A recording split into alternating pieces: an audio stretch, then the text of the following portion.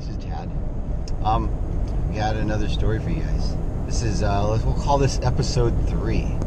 Okay, so in my early days, when we looked at managers or when we were recruiting managers or trying to hire managers, there was this intangible thing. We thought it was intangible because we just really couldn't describe it, right? It was this it factor. Does this person have the it factor? Well, I was able to figure it out. I was able to put it into words. At least I'm going to try to put it into words for you. So people don't want to be managed, right? So if you're a manager, remember this. People don't want to be managed. People would rather be led. So manage your business, manage your numbers, manage your inventory, but lead your people. Okay? So that's kind of important.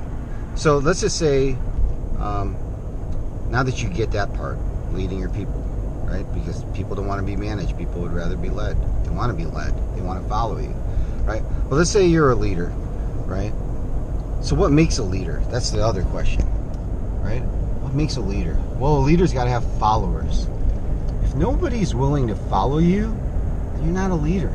Because if nobody's following you, who are you leading? You get it? So you got to have people that are willing to follow you in order for you to be a leader. So let's just say you do have people following you, right? This was the intangible. This is the part that maybe people don't understand, or I'm going to teach you anyway. So what makes a good leader? Let's say you have people following you, so you're a leader. Just because you have people following you doesn't make you a great leader.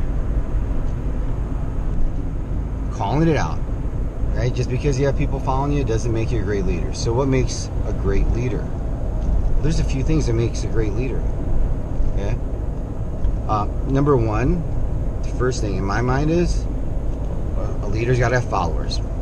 Cool. We established that. The next thing, right? To be a great leader, though, a great leader has to choose to do what's right and not what's easy.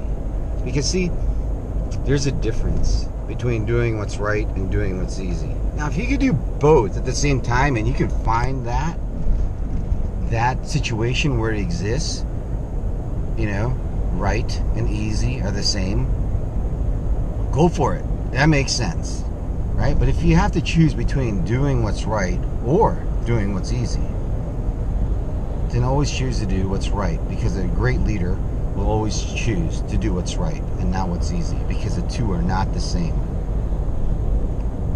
We can get into that later, but I just want to move on that one.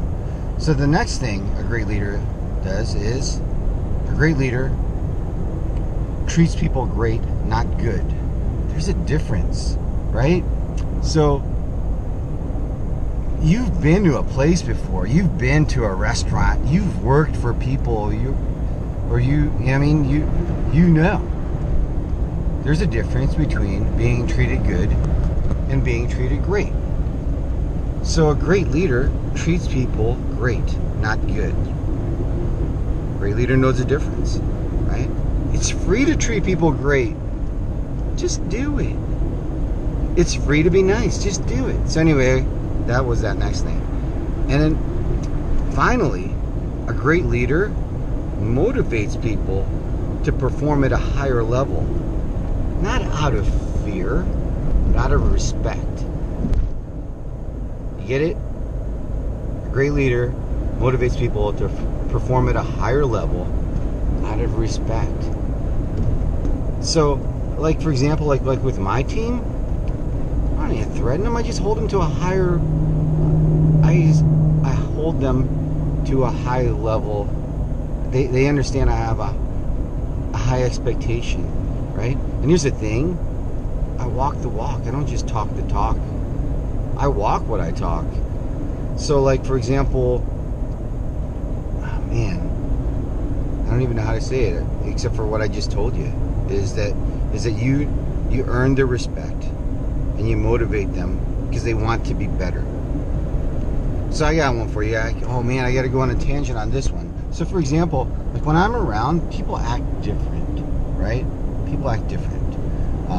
Or maybe that could be the story that people tell themselves, right? That, hey man, when Tad's around, people are really watching their P's and Q's. They're really on their game. I got one for you. The way I look at it is, and that's how come I'm around a lot, right? As a general manager, I like to be there when we're busy because it just makes sense, right? I'm not the 9 to 5 guy. GM does not mean good morning. It doesn't. So anyway, people, man, I lost my train of thought because I'm driving and I'm talking to you guys. I just do everything I can to make sure that I lead by example, right? So they watch their P's and Q's when I'm around. Why is that? Why? Because the story I'm telling myself is when I'm around, right? It's not because I'm more strict or whatever. It's because I have this high expectation for them, and when I'm around, they want to show me that they can do better. They can be better. So they can either show me that they can do worse, or they can show me they do better, and they choose to be better. So there you go, right? It's not out of fear. It's because it's out of respect.